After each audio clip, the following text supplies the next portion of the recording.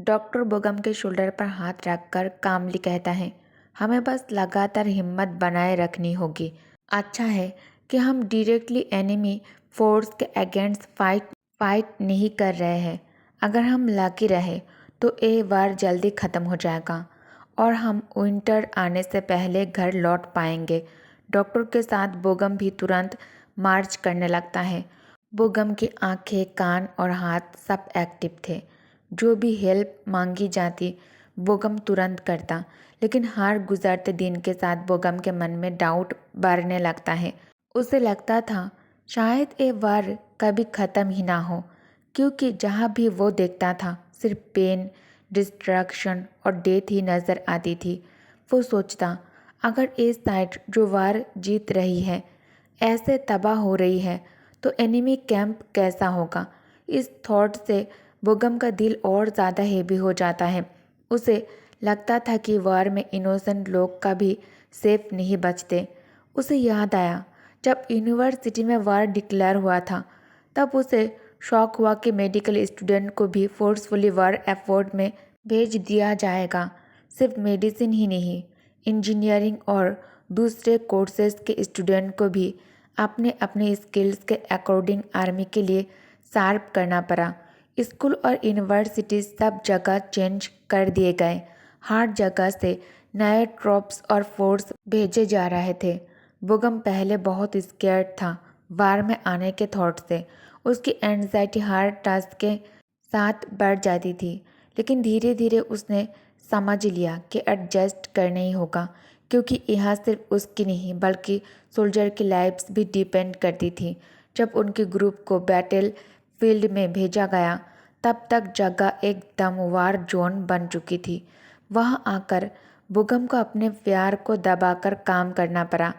उसने समझा कि अगर यह गलती हुई तो सिर्फ वो एग्ज़ाम में फेल नहीं होगा बल्कि किसी की जान चली जाएगी। उसने अभी मेडिकल स्कूल का सिर्फ 1 साल कंप्लीट किया था और उसे डायरेक्टली बैटल फील्ड में जान बचाने के लिए खड़ा कर दिया गया था। बोगम अभी मेडिकल स्कूल का सिर्फ 1 साल कंप्लीट किया था और ज़्यादा टाइम उसने ऑपरेशन में असिस्ट करने में बिताया था, लेकिन कभी खुद सर्जन नहीं बना, स्पेशली इतने बड़े स्केल पर जहाँ कॉन्टिन्यूसली बाउंडेड सोल्जर आ रहे थे। तभी एक ऑफिसर ने उन्हें बुलाया। तुम दोनों तुरंत कमांडिंग बैरक्स जाओ।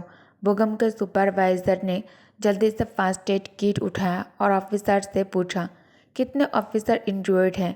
ऑफिसर ने बताया, मैंने सुना आर्मी कैप्टन को गोली लगी है, बाकी ज़्यादातर इंजरीज माइनर है, इसलिए उन्हें इन्फर्मरी में राश नहीं किया गया। सुपरवाइजर ने सिर हिलाकर बोला, जल्दी चलो, टाइम वेस्ट मत करो। बोगम तुरंत अपने सुपरवाइजर के पीछे चल देता है। जैसे ही उन्होंने कमांडर के टेंट की तरफ कदम बढ़ाए, सुपरवाइजर की आंखों में एक अलग ही सुपरवाइजरनेस आ गई। बोगम के मन में एक अजीब सा थॉट आया।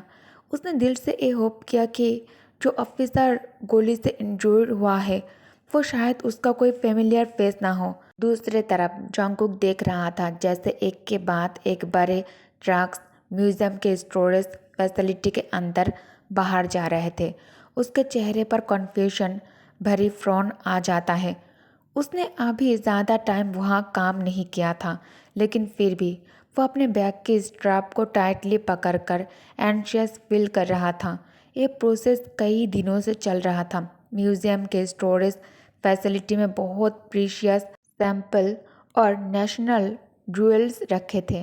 डायरेक्टर ने अनाउंसमेंट किया था कि इन्हें रीलोकेट किया जा रहा है और हर प्राइसलेस आर्टिफैक्ट को सिक्योर करने के लिए इसका एम्पल मेजरमेंट भी ली गए हैं। फिर भी जंगकुक को ये अनयूजुअल लगा। जैसे ही ट्रक्स निकल गए, सड़क पर एकदम से डेड साइलेंस छा जाता है। जंगकुक रुक जाता है और सड़क की तरफ सोम्बर एक्सप्रेशन के साथ देखता रहता है।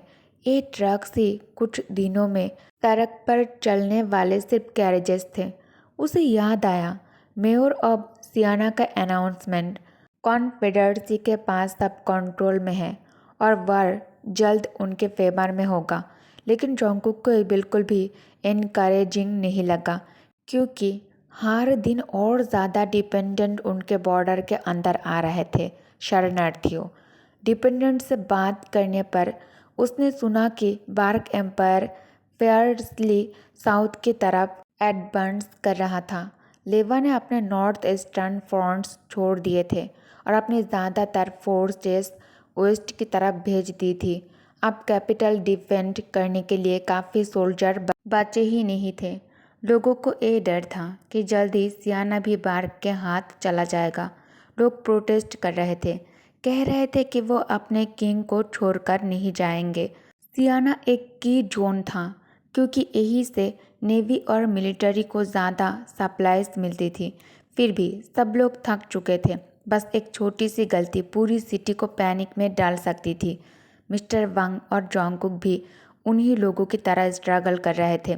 जोंगकुक जल्दी से ग्रोसरीज खरीद कर घर के लिए वहाँ से निकल जाता है, लेकिन हर दिन चीज़ें महंगी होती जा रही थी और सप्लाईज कम मिल रही थी। ज़्यादातर सामान मिलिट्री फ्रंट की तरफ डाइवर्ट हो रहा था, देश को डिफेंड करने के नाम पर। रिजल्ट ये हुआ कि मार्केट में वो चीज़ें भी अब दिखाई देना बंद हो गई थी जो पहले इजीली अवेलेबल होती थी। जंगकुक घर आता है, सीधा अपने बिस्तर पर गिर जाता है। रोज़ की सिंपल चीज़ें जो कभी आसानी से मिल जाती थी, अब मार्केट में ढूंढने पर भी मुश्किल से मिलता था। जंगकुक को हर दिन चीज़ों के दाम बढ़ रहे थे और सामान कम होता जा रहा था। उसने सोचा डिनर थोड़ी देर बाद बना लूँगा, क्योंकि अभी उसके पैर में बहुत ज़्यादा दर्द कर रहे थे और कमर भी भारी लग रहा था। जंगकुक हल्का सा सुकून महसूस किया जब उसने अपनी टाइट बेल्ट खोली और मन ही मन सोचा, शायद अब लूज कपड़े पहनना ही बेटर होगा मेरे लिए। ऐसे ही छोटे छोटे बातों में खोया खोया सा जंगकुक धीरे धीरे नींद में चला जाता है, लेकिन उसकी नींद एक तेज धमाके की आवाज़ से टूट जाता है। जंगकुक अपने आंखों को रब करता है और थोड़ा गुस्से से उठकर देखता है फिर से टेबल से कुछ गिर गया है क्या। पर फिर एक और तेज आवाज़ होता है, इस बार क्लियरली रोड से आई थी, और तभी जंगकुक किसी की घबराई हुई चीख सुनता है, जंगकुक जंगकुक। उसका दिल जोर से धड़क रहा था। वो तुरंत उठकर बैठ जाता है और बाहर भागता है। मिस्टर वांग दरवाज़ा तोड़ते हुए अंदर की तरफ भागता है, पसीनों से भीगे और सांस फूलती हुई जा रही थी। जंगकुक को देखते ही उन्होंने एक गहरी सांस लिया और बिना टाइम वेस्ट किए कहता है, जल्दी करो, कुछ ज़रूरी चीज़ पैक कर लो, हमें अभी निकलना होगा। मिस्टर वांग ने एक बैग उठाया और बिना सोचे समझे सामान भरने लगता है। जंगकुक पहले तो शॉक में था, पर फिर उसने भी अपने कुछ कपड़े और ज़रूरी चीज़ें जमा कर लिया। दोनों ने तुरंत घर छोड़ा और रोड पर आ गए, और तभी एक और भयानक आवाज़ पूरे शहर में गूंजता है। जंगकुक के दिमाग में तुरंत समझ आया, ये वही अलार्म है जो एनिमी के एयर स्ट्राइक के लिए बजता है। पूरे शहर में अफरा तफरी मच गई थी। दूसरी तरफ बोगम पेशेंट के बाउंड्स ट्रीट करने में हेल्प कर रहा था, लेकिन उसके चेहरे पर क्लियरली इरिटेशन दिख रहा था। जो कमांडिंग ऑफिसर आया था, उसके पैर में छोटे छोटे शार्पनेल के टुकड़े लगे हुए थे। रिपोर्ट में इंजुरीज को बहुत सीरियस बताया गया था, लेकिन असली कंडीशन देखकर बोगम को लगा कि काफ़ी स्ट्रेचर किया गया है। उसके मन में इस सवाल भी आया कि ऐसा वीक विल्ड आदमी एम्पायर की इतनी इम्पोर्टेंट आर्मी का एक बड़ा यूनिट कैसे लीड कर रहा है। जब बोगम की ड्यूटी ख़त्म हुई और उसे डिसमिस कर दिया गया, तो उसने पोलाइटली पीछे हटकर एक गहरी सांस छोड़ा। लेकिन जैसे ही उसकी नज़र एक फेमिलियर चेहरे पर पड़ी, उसका एक्सप्रेशन तुरंत बदल गया। बोगम की आंखों की एक्सप्रेशन तुरंत बदल जाता है और उसने उस आदमी को घूर कर देखा। वो वही शख्स था जिसे बोगम अपने दुश्मन से पहले खुद मिटा देना चाहता था। दुर्भाग्य से उस आदमी को जरा भी नुकसान नहीं हुआ था। वो पहले की तरह बिल्कुल सेफ खड़ा था। बोगम की नज़र उस पर टिक गई। उसका गुस्सा और ज़्यादा तेज़ हो गया, लेकिन उसने खुद को कंट्रोल में रखा। जब बोगम अपना ध्यान वापस मोड़ता है, उसने देखा कि तयंग अपने काट पर क्रॉस्ड लेग बैठा था और स्मोक कर रहा था। उसकी आंखों में क्यूरियस सी चमक थी, जैसे वह उन्हें बड़े ध्यान से देख रहा हो। तब एक रैंडम सोल्जर चिल्लाता है, ओए मेडिक, बस ऐसे मत खड़े रहो तुम, मेजर का ट्रीटमेंट करो। बोगम उस सोल्जर की तरफ देखता है, फिर उसकी नज़र ड्यूक पर चला जाता है। उसके मन में एक सरकास्टिक थॉट आता है, वाह तो ये ड्यूक की मेजर है, कितना वंडरफुल है। मन ही मन चिढ़ते हुए भी बोगम तैयांग के पास आ जाता है और एक कदम दूर रुक जाता है। दोनों एक दूसरे को कुछ देर तक बस घूरते रहे। फाइनली बोगम ही साइलेंस तोड़ता है। मेजर, आपको कहाँ चोट लगी है? अब कहाँ इंजर्ड हो? उसने एक ड्राई टोन में पूछा। तैयांग बिना कुछ बोले हल्का सा स्मोक बाहर निकाला और फिर सीधा होकर बैठ गया। उसने अपना आर्म स्ट्रेच किया और कॉम्बैट सूट की लेफ्ट स्लीव को रोल अप की। जैसे ही स्लीव उठी, बोगम की नज़र तुरंत ब्लडेड स्पॉट पर टिक गई।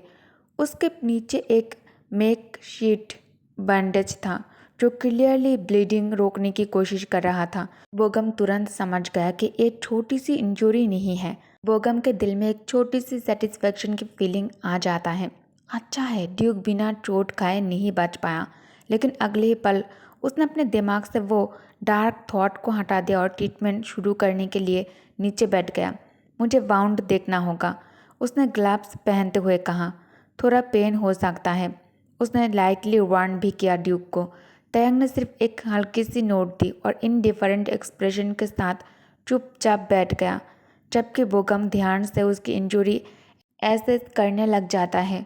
ओके गाइस, तो इस पार्ट को मैं यही एंड करती हूँ। Thank you for watching, bye bye.